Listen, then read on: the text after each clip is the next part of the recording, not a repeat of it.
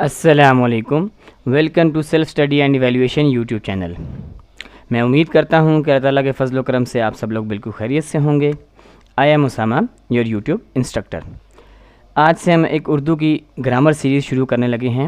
تو آج کا ہمارا ٹاپک ہے اردو گرامر، اور اردو گرامر سے بہت سے ایسے one paper M C Qs ASF FIA ANF PMS screen test وغیرہ میں یہ اردو گرامر سے ایم سی کیوز پوچھے جاتے ہیں۔ تو آج سے ہم اردو گرامر پڑھنا شروع کریں گے، ڈیلی کا ایک ٹاپک پڑھیں گے، تو اس سے ہماری کافی حد تک اچھی تیاری ہو جائے گی۔ تو اپنے ٹاپک کی طرف موو کرتے ہیں۔ اردو گرامر نوٹس ہمارے پاس جو یہ آج فہرست دیکھیں گے اور ایک ٹاپک پڑھیں گے، تو ہمارے پاس ٹوٹل 20 ٹاپکس ہیں، اور ہم نے اس کو 20 لیکچرز میں ڈیوائیڈ کیا ہوا ہے، اور ان 20 لیکچرز میں ہماری پوری کی پوری اردو گرامر کمپلیٹ ہو جائے گی۔ ہم اس کو پورا پڑھ لیں گے، سمجھ لیں گے، ہم ایک ایک چیز ڈیٹیل سے پڑھیں گے، اس کی ایگزامپلز وغیرہ بھی دیکھیں گے، اور تمام اس کی جو ضروری اس میں معلومات ہمیں چاہیے پیپر سے ریلیٹڈ، ہم وہ تمام کے تمام ان لیکچرز میں پڑھیں گے۔ تو اپنے پہلے ٹاپک کی طرف موو کرتے ہیں۔ پہلا ٹاپک ہے ہمارا لفظ کی اقسام۔ لفظ کی اقسام، لفظ بہت سے حروف تہجی مل کر ایک لفظ بناتے ہیں۔ اب یہاں پر اس نے کہا ہے کہ لفظ کی جو ڈیفینیشن اس نے یہ جو تعریف بتائی ہے وہ اس نے کہی ہے کہ بہت سے حروف تہجی مل کر ایک لفظ بناتے ہیں۔ مطلب بہت سے حروف تہجی، جو حروف تہجی کہتے ہیں الف بے پے تے ٹے سے، جو الف بے ہے ہماری، جس سے ہماری اردو زبان مل کر بنی ہے، اس کو حروف تہجی کہتے ہیں۔ تو یہ بہت سے جو الفاظ ہیں یا کافی جو حروف تہجی کا جو مجموعہ ہے وہ مل کر ایک لفظ بناتا ہے۔ مطلب الف بے پے تے ٹے سے ان الفاظ کو یا ان لفظوں کو یا ان حروف کو ہم آپس میں جوڑیں گے تو کوئی نہ کوئی لفظ بنے گا۔ لفظ کی 2 اقسام ہوتی ہیں، کلمہ اور مہمل۔ لفظ کی 2 اقسام ہوتی ہیں، ہم نے دیکھا، اور ایک ہے کلمہ اور دوسری مہمل۔ ہم دونوں کو باری باری ڈسکس کریں گے۔ پہلے ہم کلمہ کو دیکھتے ہیں کہ کلمہ کیا ہے۔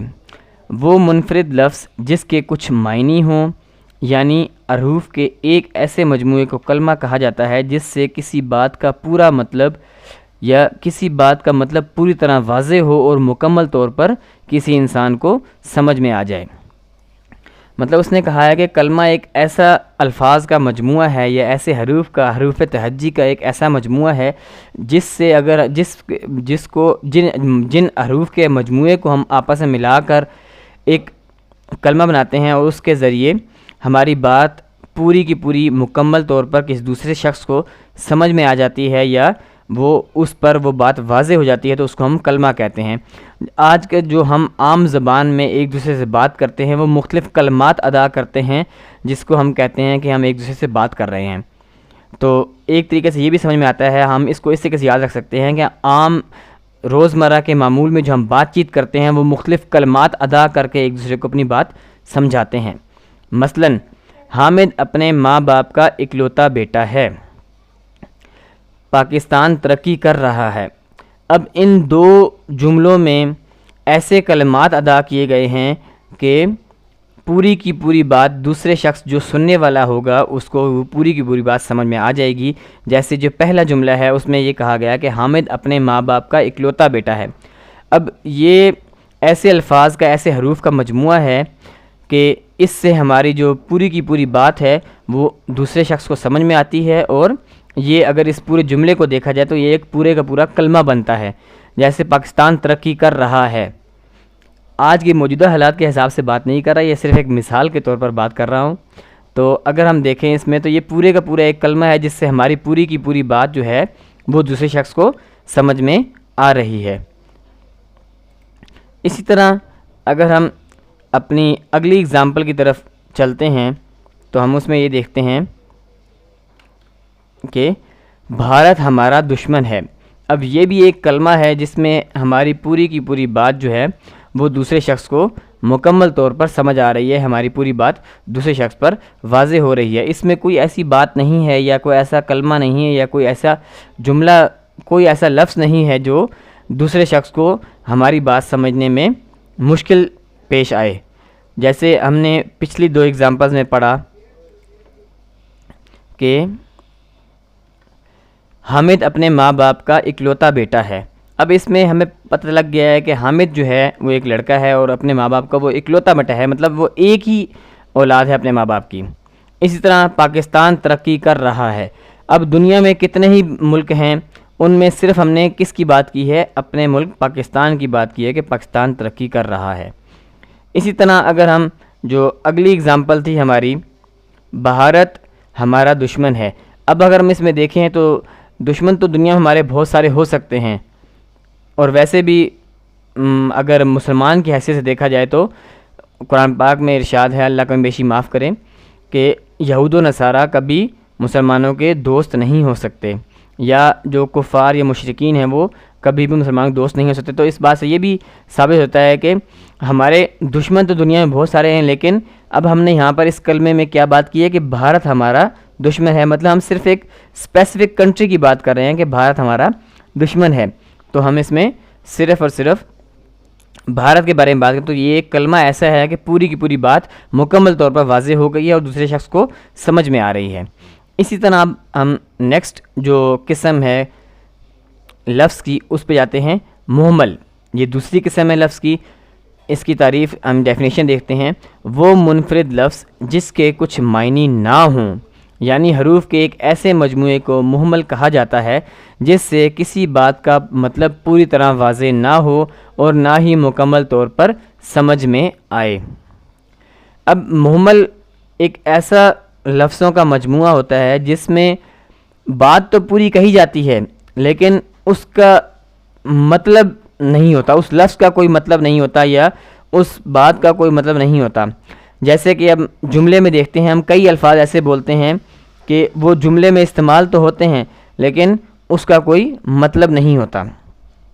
جیسے جو مثال کے طور پر پہلا جملہ ہے، کھانا وانا کھایا ہوگا. اب اس میں کھانا کھایا ہوگا یہ ایک پورا کلمہ بن جاتا ہے، لیکن ہم جب لکھتے ہیں کھانا وانا کھایا ہوگا یا جب بولتے ہیں کھانا وانا کھایا ہوگا تو جو وانا ہے اس کا کوئی مطلب نہیں ہے. یہ اردو زبان میں موجود ہی نہیں ہے ایسا لفظ کہ جو وانا کوئی لفظ ہے ہی نہیں اردو زبان میں، یا یہ اردو زبان میں ایگزسٹ ہی نہیں کرتا. جیسے اگلی مثال دیکھتے ہیں، پانی وانی پی لیا ہوگا. اب پانی پی لیا ہوگا یہ ایک مکمل کلمہ ہے، اس میں پوری بات سمجھ میں آ رہی ہے کہ کسی شخص نے پانی پی لیا ہوگا. لیکن جب ہم بولتے ہیں پانی وانی پی لیا ہوگا تو وانی کوئی لفظ نہیں ہے، یہ کوئی سینس نہیں دیتا یا اس کا کوئی مطلب بنتا نہیں ہے یا یہ کوئی لفظ ہے ہی نہیں. اسی طرح جو تیسرا جملہ ہے، تیسری مثال ہے ہمارے پاس، آرام ورام کر لیا ہوگا.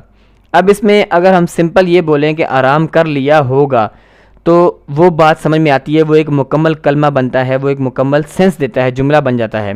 لیکن جب ہم بولتے ہیں آرام ورام کر لیا ہوگا، یہ عام بول چال میں تو ہم بول دیتے ہیں لیکن وہ غلط ہوتی ہے، وہ جملہ غلط ہوتا ہے کہ ورام کوئی لفظ نہیں ہوتا، یہ اس کا کوئی مطلب نہیں ہوتا، اسے کوئی معنی نہیں ہوتے ہیں.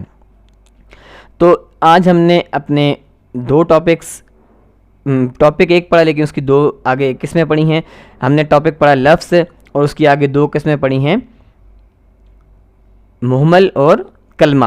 پہلے ہم نے کلمہ پڑھا، اس کی ڈیفینیشن دیکھی، اس کی مثالیں دیکھیں، اور پھر ہم نے مہمل کو ڈسکس کیا، اس کی ڈیفینیشن دیکھی، اس کی مثالیں دیکھیں. تو ان تمام باتوں سے ہمیں یہ پتہ لگتا ہے کہ گرامر میں کئی چیزیں ایسی ہیں جو ہم روزمرہ کے معمول میں بول چال میں غلط بول جاتے ہیں، جو کہ وہ گرامر کی روح سے غلط ہوتی ہیں، وہ ایگزسٹ نہیں کرتی ہیں. تو آج کے ہمارا ٹاپک یہیں تک تھا. آج کے لیے ایک ٹاپک پڑھا ہم نے، انشاءاللہ نیکسٹ یہ پوری سیریز چلے گی اردو کی، اس میں پوری گرامر کور کرواؤں گا، تو جس سے آپ کسی بھی قسم کے جو MCQs میں اردو گرامر سے ریلیٹڈ کوئی کوسچن پوچھا جاتا ہے یا MCQ پوچھا جاتا ہے تو آپ وہاں پہ وہ سالو کر سکیں گے. جیسے ASF FIA SPSC PPSC FPSC اور PMS یا اسکرین ٹیسٹ میں اگر کوئی اس طرح MCQ آتا ہے گرامر پورشن سے اردو کی تو وہ اس ویڈیو سیریز کے بعد آپ سالو کرنے کے قابل ہوں گے، آپ آرام سے اس کو سالو کر سکیں گے.